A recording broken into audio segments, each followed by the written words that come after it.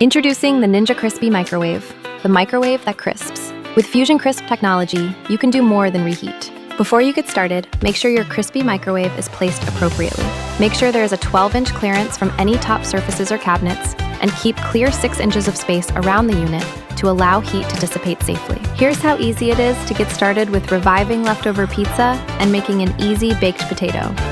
Start by installing the crisper plate inside the clean crisp glassware and adding your leftover pizza. Slide the basket into the top position, the recommended position for FusionCrisp and air fry functions. Always start by pressing the FusionCrisp button. For leftover pizza, use the dial to set the microwave cook time to warm the slices through. Next, set the air fry time in 5-minute intervals until your desired crispiness is reached. FusionCrisp microwaves first, then air fries to bring back crispy crust and melty toppings. Press the dial to start cooking. Once the pizza is done, it's time for our second recipe, easy baked potato. Add whole potatoes to the clean crisp glassware with the crisper plate installed.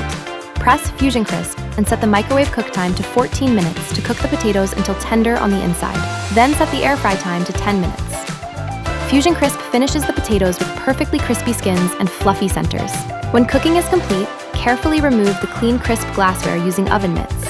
In under 25 minutes, you have 2 fast, crispy FusionCrisp dishes ready to enjoy. Scan the QR code for FusionCrisp recipes, tips, and inspiration to keep cooking.